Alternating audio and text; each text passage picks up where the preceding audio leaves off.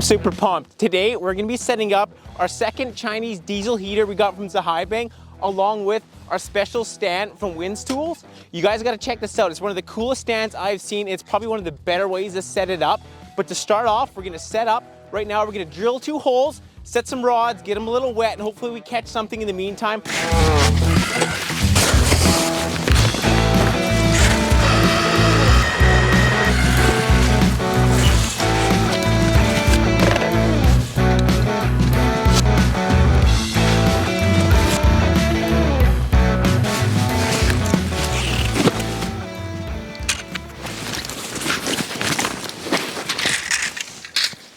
Oh man,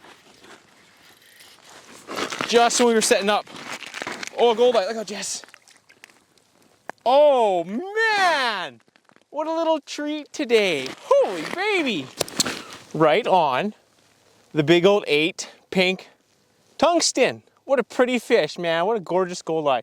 Gold eye, moon eye, pink eye, whatever you want to call them. That's awesome. Well, it's looking pretty good. We just set the tent up. Maybe we picked a new good spot today, because we went to somewhere new and it was super hard trying to find the ledge here, but we finally found something. Nice beauty. Look at this girl. What a good start.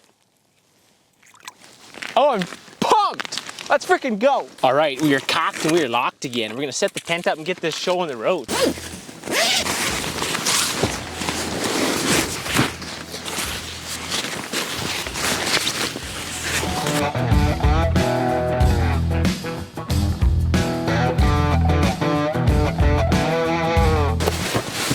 The best thing about setting up is when there's no wind. These are so hard to do by yourself. You got to pin them down as you set them up. It's kind of tricky, but at least we're fortunate today. Okay guys, now for the cool part. I'm gonna show you guys how we're gonna use that stand from Wind Tools that they sent us.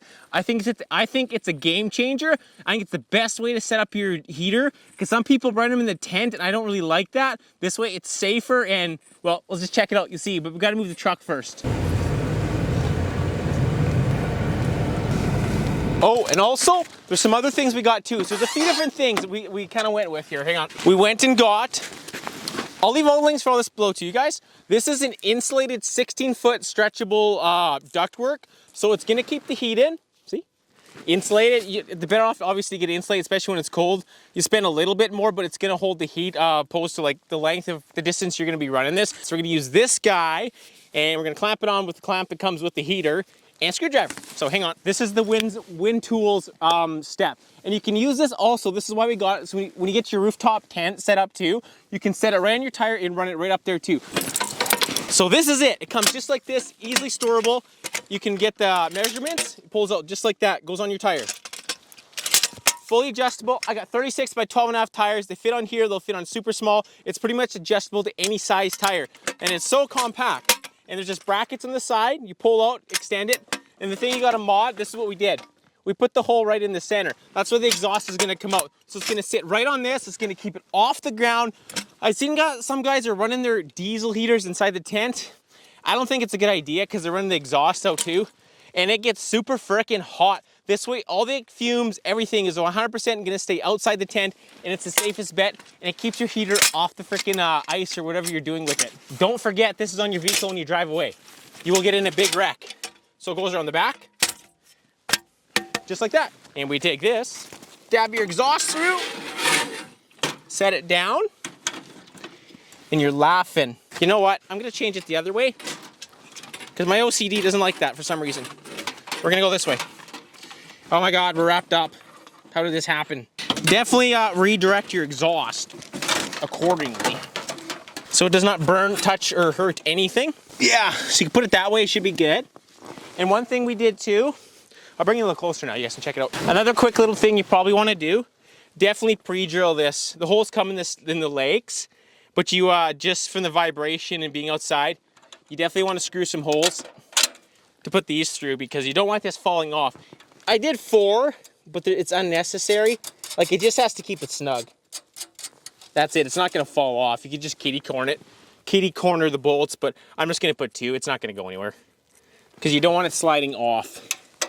You will run into problems. And I think I've had every problem in the book in the past. You gotta learn from your mistakes. And if anybody's gonna drive away with this on the tire and forget, it's probably gonna be me. So definitely put it on your driver's side. You might be able to see it a little easier when you're getting in and out of the vehicle.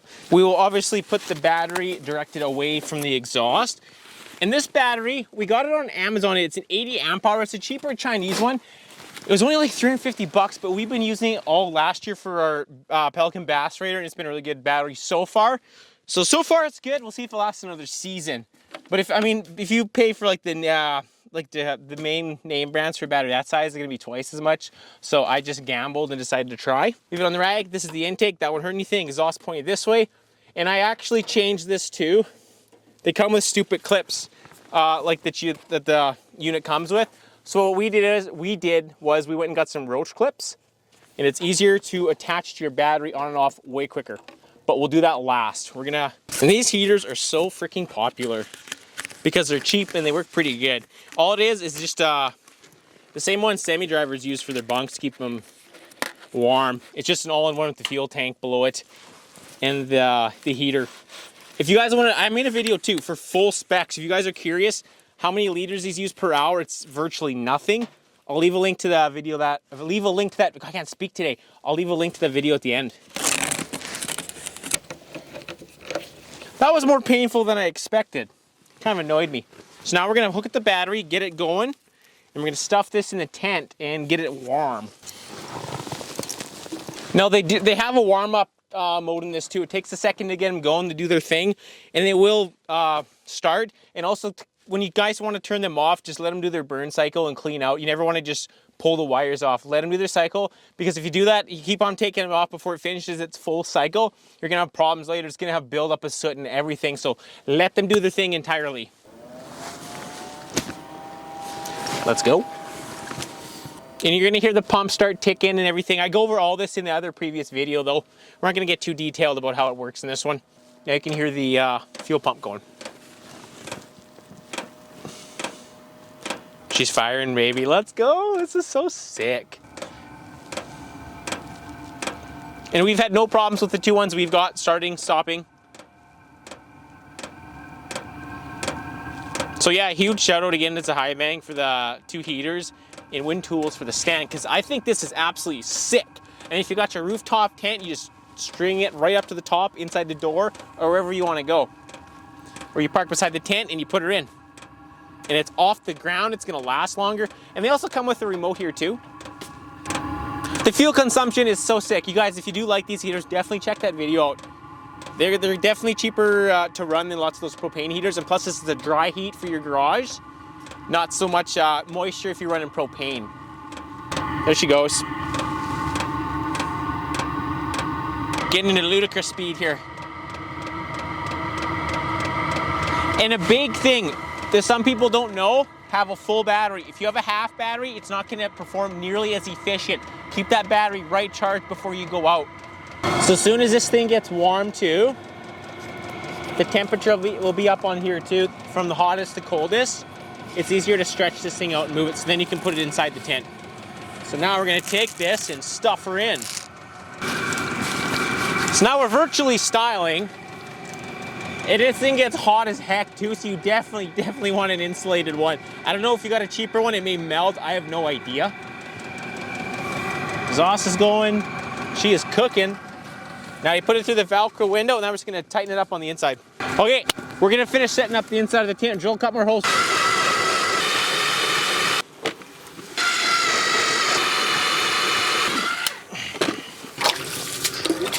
We brought our carbon monoxide tester. This one's by Kitty, they're super good.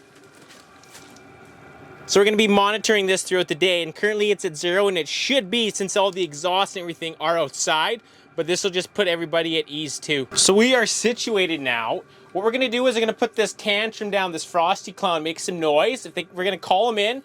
If they don't like this, out of a reaction bite, because we're not running bait on this one, we're gonna throw on the good old Castmaster here that we've been having amazing luck with. We tip that with some minnows. So let's start jigging. There we go. I got one on there now, but see, the camera's not really working. It's just too far away. See, nothing. We got the 1/4 ounce Castmaster, the gold one. Sorry guys, it's just where we're at for location. We just can't see It can't see the camera or the hook, which really sucks because I love using it. So I'm probably just gonna pull it and just run the flasher. But you have to look at this giant. I just love driving miles for fish this size. It makes it worth it. Oh, there's one. There we go. We figuring these guys out? Well, we're getting bigger.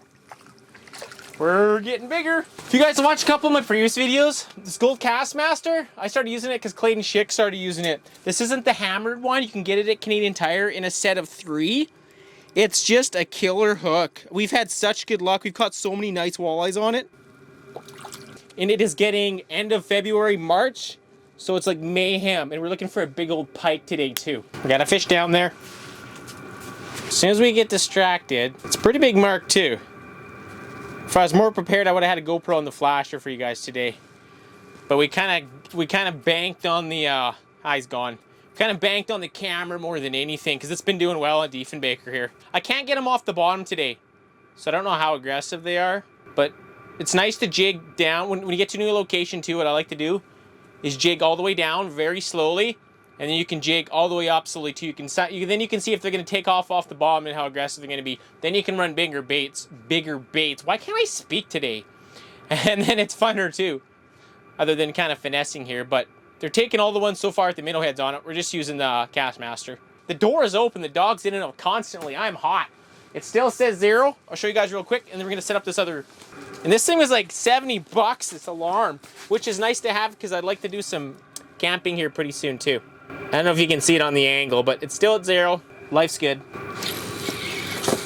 It's not big, but we're catching fish. That's all that matters. One thing I also like doing, since it is super muggy down there, obviously you want to run some kind of smelly situation with the minnows, but even though it's you got some smell, use a bright color. I find obviously works a little better. And I kind of go on the opposite direction. If it's super clear, then I go to more natural colors. What are you doing? Then I go to more natural colors because I can see them a long ways away.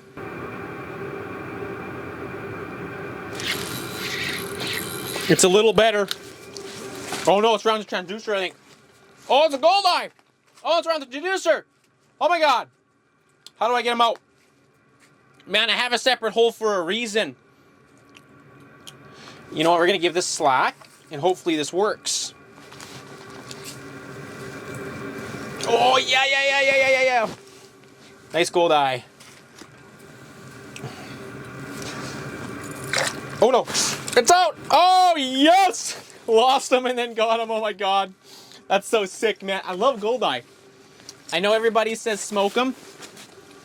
I gotta get a smoker in order to do that, but I would love to try.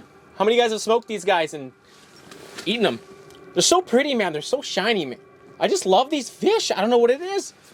Love it. Love it. Beauties.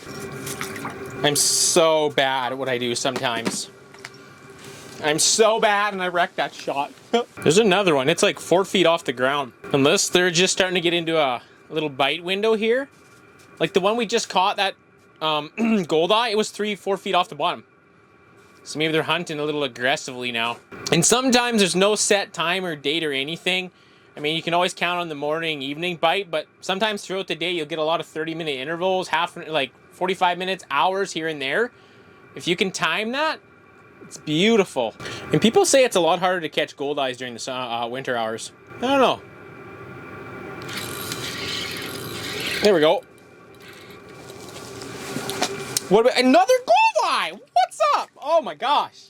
Are we in a little... Do goldeyes travel in schools? That's a very respectable goldeye. Hey, Jess. Just about as pretty as you.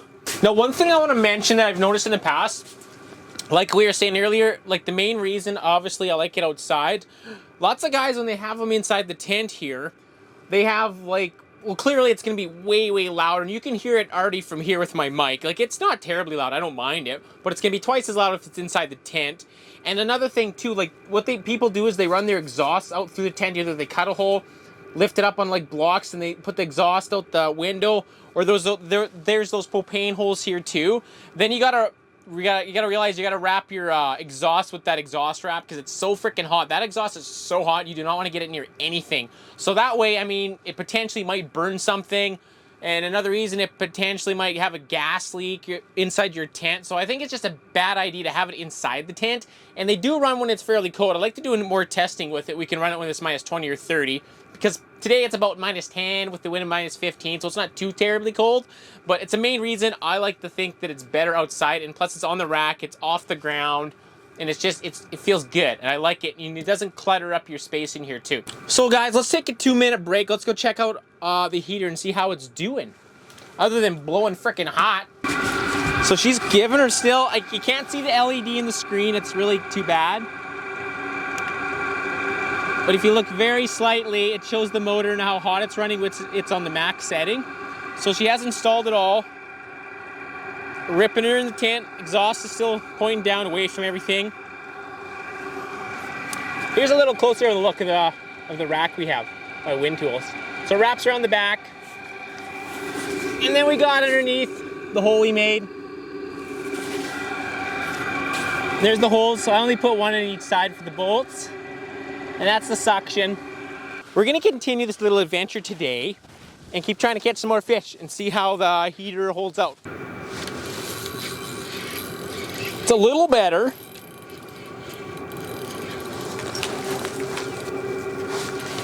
What is with Goldeye today? Look out, Jess. Jess has never bitten a fish, but I still don't want it right in the way. I don't know, I've never caught so many Goldeye, and like, these are good-sized freaking Goldeye. I'm having a blast actually today. Maybe it's this heater, it's got all the good luck here. Never ever have I caught this many Goldeye. They're so pretty. They just shine. Ah. They're very slippery too. There's guys right here. What a cool fish. I love these fish. Oh, oh. Later. And they fight surprisingly hard for their size. Like, I thought that was quite a bit bigger of a fish. Oh! Oh God, that came in quick. Oh, just. Oh, another sauger. Man, that guy came in like nothing. We're in a good bite window, I think. She's picking up. And I love it, man. The best feeling is when you see that flasher light up and they just instantly drill it. Our little sauger, that's about 13, 14. Good looking fish. Oh God, right there. Oh my God, these fish right now. It's not big again, but they are smoking these hooks. Holy. All of a sudden, I think we're in a really good bite window right now. Nice looking fishies. This is so fun. Look at what is with my releasing today. I'm so freaking bad. I'm really not this bad all the time. I promise. I don't think it's super big again, but oh my gosh, guess what it is? A freaking beautiful Goldeye again. These fish are insane today. I don't know what's going on. I've never had this happen ever. But we're using I haven't been talking too much about hooks because this is more so like a tent video with the heater. But the hooks that we're using right now is what we've been using like for the last hour is the Insanity Pepper Frostbite Dinner Bell. I can't believe how many of these we're catching. Look at these things. It's just a hungry day for the pink eyes, right? What a slab. They're literally a slab, like a pancake, these things. Hope you guys are having a blast. If this video helps you out at all, let me know. Maybe subscribe, consider liking, anything like that. Then it'll push the video out just a little bit farther, and maybe this will help somebody else who's looking at the heater or thinking about the heater. Appreciate that. If you guys have not seen this, I better actually show it to you.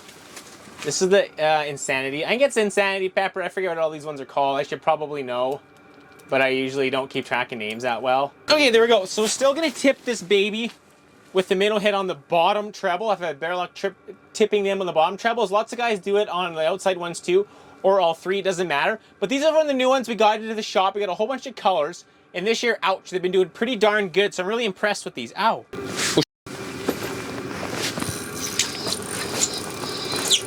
Not too big, I don't think. Oh, yes. What's up? Got a brim it. Oh no, it's out of the hole. Let's go.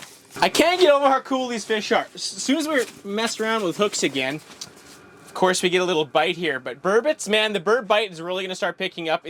Lately it's been crazy, but it's gonna get more insane throughout the next couple weeks. This is another hook we've been using in the shop. We've been using that. We've been selling in the shop too. It's been doing pretty good too. We got 3 different colors, and it's got a haired bucktail. What a cool fish, man. The funnest ones to catch too, and especially coming out of the hole, they just slither in, they just make a big old mess, and they're so hard to hang on to. So these are the other two. I don't know why I said pink. The perch pattern and the teal. They look really good. I like having a little haired bucktail. Makes it look a little more realistic. And we always tip them with minnow heads and dunk them down. Oh, that's a better fish. Oh, that's a good fish.